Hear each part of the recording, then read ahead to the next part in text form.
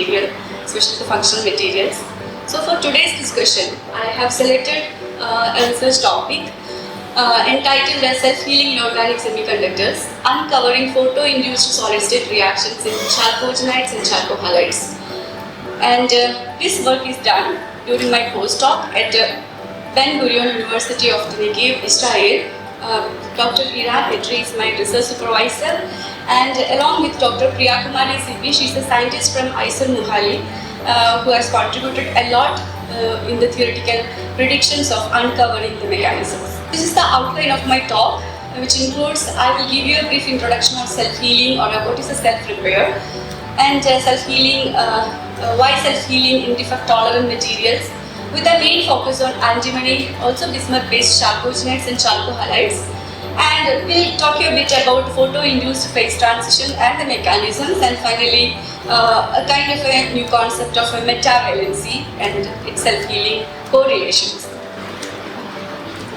Before moving on to the self-healing process, let me tell you the motivation behind working on such self-healing semiconductors. As you all know that we live in the perovskite, especially the perovskite photovoltaics era, wherein this material has been introduced to the world in 1978, and it's been 30 years. It took 30 years for a scientist to discover or to recognize this material, giving a great efficiency in photovoltaics. So we have been witnessing the efficiency growth from 3.8% in 2009 to around 43 for the tandem perovskite solar cell. But so probably we might think that why then another material? Why then another semiconductor material? Why people are still hunting for materials for harvesting energy? Because the perovskite has some kind of a disadvantages, and these all are the long-term stability. Because in order to commercialize this material for a device application, the stability is an issue, and these materials are very soft materials that it can undergo easily kind of a decomposition. So the degradations, and there can be a phase transitions, moisture sensitivity, etc. So the scalability is always a problem with this perovskite. So people are working more towards increasing the stability of the perovskite materials. And also the lead-based perovskites are toxic, and we moved towards non-lead halide perovskites. And there are also other challenges when you consider in terms of commercializing the device, that is interface engineering, efficiency and stability again contributed to the degradation. And an important point is like this material has lots of defects. It is always associated with the intrinsic defects. So why this intrinsic defect? Have you ever wondered about what the perovskite has a very high quantum yield of greater than 90%, but at the same time it is being used in a solar cell as well. So it's because of the interesting band structure, the band electronic structure. So these materials are considered as defect tolerant materials. That means material having a less density of defects is due to this. You can see that the valence band is contributed by the antibody molecular orbitals, and hence there can be a lot of shallow drug states, and then it has a low capture cross sections, and because of that it has a very good charge transport properties. So this is the perovskites can be considered as a class of a defect tolerant semiconductors. And so we will be like, again we are in a confusion that okay, it can have a lots of defect, but it is performing very good in the solar cell. It may be because of there are a lot of literature data that perovskites was tested along with the like visible light. They used some gamma radiations also to hit on it, but it is stabilized to some extent.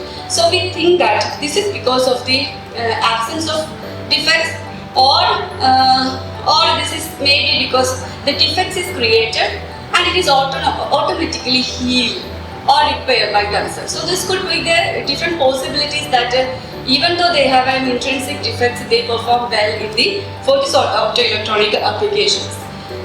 So this was kind of a, first we thought about like okay, perovskite may have this kind of a self-healing. So what is the self-healing? So I have been keep talking about the self-healing and self-repair. So this is inspired by a natural process, especially when when there is a wound, and what you do is like, you know that there is a regeneration of tissues, or like we have the capability of self-heal. So the similar thing can be applied to the materials as well. So this terminology is most common in polymers. You might have heard many times like self-healing polymers, and these polymers are self-healed due to different chemical interactions happened after the crack. So one can also design kind of a self-healing polymer. So there can be several chemical interactions such as phosphorus interactions, hydrogen bonding, etc. And people mimic such self-healing polymers, especially the bones and like a cartilage tissue. So people actually design and make some kind of a self-healing polymers. So so far this was very much to the polymer field or polymers field. And then we thought about what about the materials. So this is a very less less focused area, the self-healing materials. So especially since semiconductors are used for photovoltaic applications, so we need to check whether the semiconductors have the self-healing property. Why? Because all of these applications are optoelectronic applications. The photo stability is very important. Every talk after that, some of us are very much concerned about what is the stability of this material. So imagine what if a material, even it has a crack or a degradation, imagine that if the material can itself heal those cracks during the dark time or when the device is off, then that is an interesting property that will contribute to the lifetime of your photovoltaic device or any devices. So when I look into the literature, so there are some, it's not a very well explored area, and there are some copper indium selenide materials and non-halide perovskites. Some of them are using as extra detector, some of the perovskite structure, and some of these materials shows a kind of a self-healing. So this is also in the ceramics you can find. It's because of so in order to understand the self-healing, we need to really know what are the structural deformations happened and what are the reactions that contribute to repair the cracks formed. So with this, so I just would like to show you one example of a perovskite, and this is called a photo reversible reaction. That means this is a methyl ammonium lead bromide perovskites. It can undergo different route. Some routes are photo irreversible because the photo damage causes this, especially these methyl ammonium to form ammonia and methyl iodide. Such kind of a degradation pathway is not reversible. But if you look at some other pathway, that if it is decomposed through methylamine and hydrogen iodide or lead or iodine, again PbI2 can be going to lead and iodine. Such routes are basically reversible. So this kind of a property probably helping the perovskites to be an efficient for the photovoltaics. And this is just a mechanism. It's a 2-exciton mechanism generating lead and lead iodine, and the delta G or the it's a low energy process. It's a barrierless process, and that is why it is basically happening in a reversible format. So this is the one report. It's not like a self-healing they projected in terms of why this material is beyond its defects, or why this is having a high photostability. And you might have heard that inorganic, organic, methyl ammonium lead halide, and if you take a cesium lead halide has a more stability. Why? Because with the methyl ammonium, if you use, some of the photo damage reactions are irreversible, and this is the reason why cesium lead bromide has been considered as stable when compared to the methyl ammonium lead bromide. So going back, as I said, the perovskite is the star material in photovoltaics. One, then why hunt for this material? So people are moving into different directions. One is the enhancing the stability, and the second one is hunt for a new materials. When we say new materials, it could be kind of inorganic materials. So these materials are also like bismuth and antimony based chalcogenides and chalcohalides is already there in the literature during the 1970s and 60s. But it is very less used for the photovoltaic application because the efficiency is found to be like a 12%. So we would this is one another area when I joined for my postdoc, I would like to explore these materials and the possibilities for both photovoltaic, and also these materials shows a very good thermoelectric as well as ferroelectric properties. So I would like to just explore what is the, how significant is exploring this material for optoelectronic applications. And this has several other applications as well. So moving on, And when now I would like to focus my research on antimony-based chalcogenides and chalco halides. So now when you look at the crystal structure, antimony chalcogenides and chalco halides are considered as a quasi one-dimensional semiconductors. There is a ribbon like a covalent bond formation, and in between you have van der Waals force of attraction, and these two materials are having the similar kind of a crystal structure group, that is orthorhombic PNMA62 space group. And another important thing to look for this material is the defect tolerant band structure. As I mentioned, for the perovskites has such defect tolerant band structure. Similarly, for these materials also, the valence band is being contributed by the antipolymolecular orbital. This makes this material also sort of a weak material. And it's a weak kind of an interactions in between among these materials. So this is the, but when you look at the literature, there is a lot of a bulk filling. So we were interested in looking at the synthetic strategy because in the bulk you cannot tune the morphology or kind of a deposition of thin film was another hurdle to make this material for a thin film application. So we have introduced a method of solid state transformations because these materials can be synthesized sp to sp3 and antimony selenide during a solution phase synthesis. And this, when it reacts with SpI3, in presence of SpI3, it forms a rectangle fused to ribbons kind of a structure. And this structure is crystallographically similar to that of the antimony selenium iodide. And we see that you can actually make this antimony selenium halide or iodide from Sp to Sp3 as a template.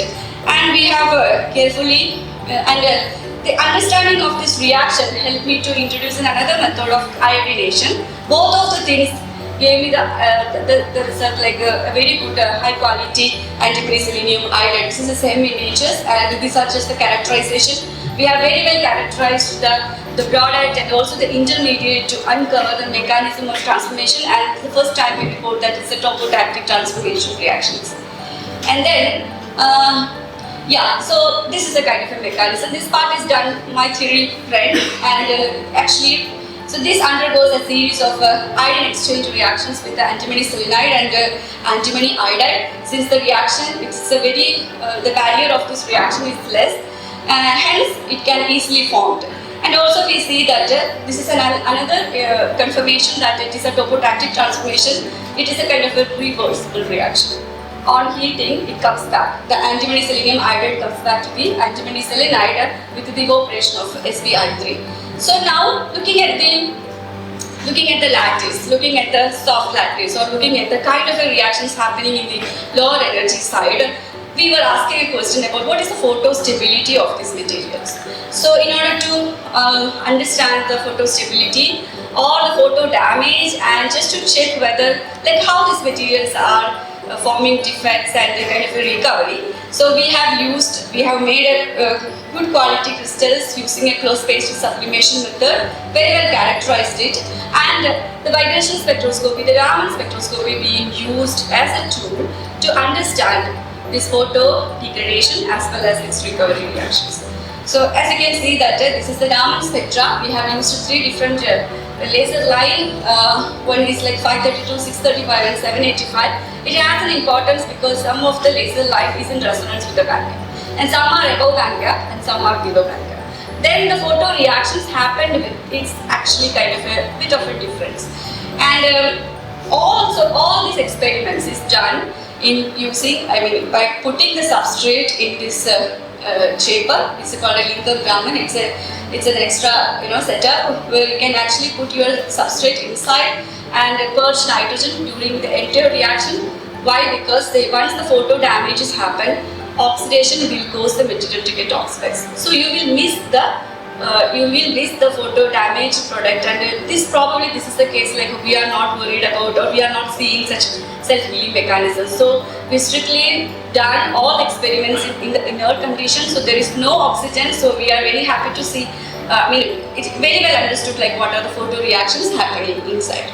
So this is interestingly, so this is one with the before, this is the red one, this is the Raman spectra of antimony selenium iodide. On irradiation with the laser, we see that there was a new phases formed. This 150 cm and 112 cm inverse this is a new peaks formed and we assign this peak to the elemental antimony and antimony selenide. Okay, so this is the photo-induced phases that is being formed after laser irradiation, and then we see that of about 150 minutes of about like 2 to 3 hours, these materials self-healed. They come back to its original state. So this many reactions, like we have constantly monitored from the same place where you introduce the photo damage, and we see that this material is self-recovered. So why such photo dissociation, and then why is this self-healing? So like we need to understand like why it self-heal basically. So in order to understand the self-healing, we need to know what are the photo dissociation. For that we actually checked the bonding nature of it. So this is again, it's some of the data I kept that we have also monitored wavelength as well as the intensity, different intensity. As I said, like this is in the band gap or above the band gap, such photo damage happened very fast. But below the band gap, it is not happening. The kind of an elemental antimony and antimony selenide. And obviously there is a question that since it is a laser experiment, definitely heat is being generated. So heat can also cause a kind of thermal decomposition. So in order to understand whether these new phases formed is a photo-induced phases or a thermal-induced phases, we have carried out a temperature-dependent experiment with the same lingam German under nitrogen condition, and we see that it formed only antimony selenide. There was no elemental antimony formed during the temperature-dependent experiment, and also we used a 1064 Raman line. This is again an IR line. So this also, the prolonged exposure of this laser also didn't give elemental antimony as the photo-induced phase formed when we irradiate the sample with 532 and 635 and 780. So then we actually put a reaction that see, antimony selenium iodide. There are again two pathways. One is the thermal and other one is the photo-induced. In the thermal pathway, it formed just antimony selenide and antimony iodide, which is being escaped from the film. But in the photo-induced reactions, it is forming actually elemental antimony. We couldn't detect the selenium and iodine, and you have that sp2 sp3. So sp2 sp3 was considered as a thermal-induced phase, and the beta-like sp is considered as a photo-induced phase. And there are so a similar kind of a PIPT, like photo-induced phases were observed in the antimony selenide as well. As you can see that it's quite interesting that in the case of antimony like a selenide, the width of the peak, because some of the SPSC is broke. As a result, you can see this narrowing, the FWHM of the Raman peak reduced, and after a period of time, it returns back. So the self-healing, the photo-induced phase transformation and self-healing is happening in the chalcogenides as well. So what is a photo-induced phase transformation? Basically, it is a non-equilibrium condition. It is possible that some of the new phases can be formed after radiation with the light, and then it stabilizes and come back to the normal phases. So this is a very important to understand, and it is very relevant because we are dealing with the materials for photoelectronic applications in terms of photo stability. One has to check the kind of how stable they are under light and what are the reactions happen, or is there any possibility to self-heal. So this is a photo-induced phase transformation basically. So this is a schematic that we have drawn during an excitation or when they interact with the light. An antimony phase is formed, and also antimony selenium iodide is formed. And I2 is not just as an I2. I2 is somewhere in between the lattice. It comes back and it reacts and forming antimony selenium iodide, that is self-healing. So then this is just an experimental evidence, so we need to know the theoretical predictions like why this elemental SP is being formed. Right, elemental SP was the photo-induced phase. So we looked into the COHP and density of state, so many other theoretical calculations. I'm just highlighting this COHP analysis where you can actually check whether what are the bonding and anti-bonding orbitals contributed or constituent atoms contributed to the material, and we have seen that. So this is the basically this is the pedos keys, conduction band is mainly contributed by the p orbitals of sp, and and the weakly antibonding nature. So we see that here there is lot of antimony in the conduction band. Photo-induced reaction makes the antimony to form a kind of a bond there, and so this is again telling there is a strong sp character in the conduction band, and that is why this PIPT maybe this is the summary, because of the PIPT, there's a why this antimony formation, and why they self-heal is due to the low energy reversible reaction. And then we thought about introducing a bismuth into the system. So this is just an bismuth antimony selenide we have synthesized. Again, we carried out this photo-induced phase transformation reaction, and we see that antimony selenide has this PIPT phase formation and self-healing, but bismuth selenide doesn't have anything like that.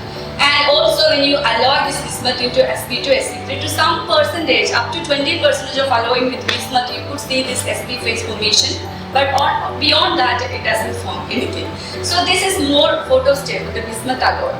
And when we check the correlation between this bonding and the self-healing, we see that bismuth is a heavier element, introduces phenolic coupling. So the bismuth basically reduces the sp bonding character in the conduction band, and hence there is no sp formation in the photo-induced phase. Okay, so this was the reason, and also we introduced another concept called as metavalency. This material, metavalency means a hypervalent system. That means beyond its normal valency, some metals can form more bonds basically. So we just tested whether the self-healing is contributed to this material having metavalency or not. To test this, we have used different materials forming metavalent bond, that is lead sulfide and germanium selenide, etc. Whatever has a metavalent character, we did not see such PIPT and self-recovery. And she has done another calculation on ICOY, and she proved that there is actually a metavalent character for the bismuth. And this metavalency introduced materials are like more stable towards light, or like there is no photo-induced phases formed when you allow. And also if you check the literature, the bismuth is actually imparting more stability to this antimony selenide. So this could be one reason. This is just this is an archive. She actually introduced the idea of what is metavalency, and this is a very less explored area of like metavalency in semiconductors. And in summary, there is a correlation actually between the photo reaction and the metavalency, but it is not straightforward. Means we tested few materials. We wanted to really generalize the statement like what kind of materials can be classified or categorized into the self-healing semiconductor material. This research is going on actually, and hope we could get more information regarding this. So this entire presentation I made out of these references, some of my papers and one paper from Iran's group basically. And apart from my postdoc research, I just wanted to give you an overall idea like what I'm doing currently. It's been 2 years that I've established my lab, and wherein we are heavily focusing on structural engineering materials, especially for the optoelectronic applications, by looking at the solid-state reactions, cation exchange reactions, defect tolerant semiconductors, and also having some kind of a perovskite-based composites. And actually, I'm happy to do kind of a collaboration with the device formation because we don't have that facility. And recently, we got a SERV project for the semiconductor sensitized solar cell. And and this is my long-term wish, that is for electric photovoltaics. I haven't started anything to that side, but I would like to. And also, I have one student, joint student with Nanda Kumar sir.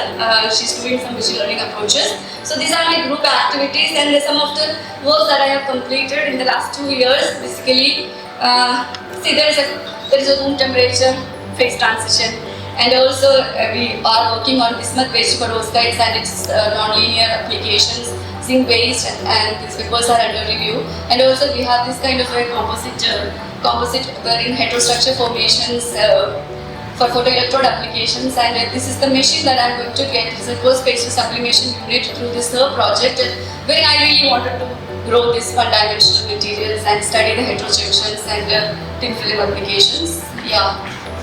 And this is my acknowledgement. I really would like to thank my supervisor, Dr. Rinan, who was very open to discussions and introducing new concepts in chemistry. Very well enjoyed my postdocs at FGU, and also Priya is a theoretical partner. She was also a very wonderful chemist basically, and the other different institutes that I carried out some of my TM analysis and all. And my Professor K. Thomas is my thesis supervisor. He's a backbone and always supporting me during this time, because and also Professor Nakakumar for always helping me and motivating me. And also we have a combined student basically. Some of the work is done by Fancy, and also I would like to acknowledge my students. Yeah, they are supporting me. They are the asset of the research group basically. Fancy, Nita, and Maria. And finally, thank you. Thank you, Dr. Subila, for this extremely interesting talk. We can have some questions.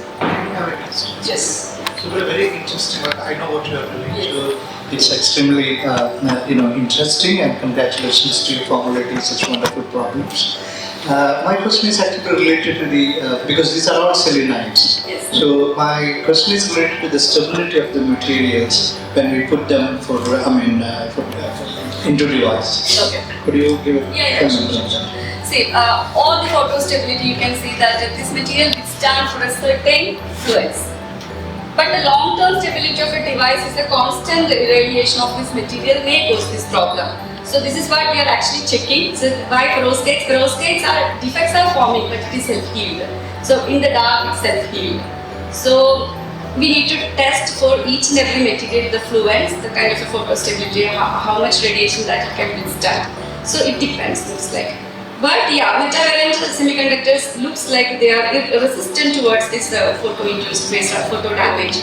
So probably, yeah, I think this is just limited to some cases. This is the first report on this healing semiconductors. We really would like to explore the area and generalizing what causes.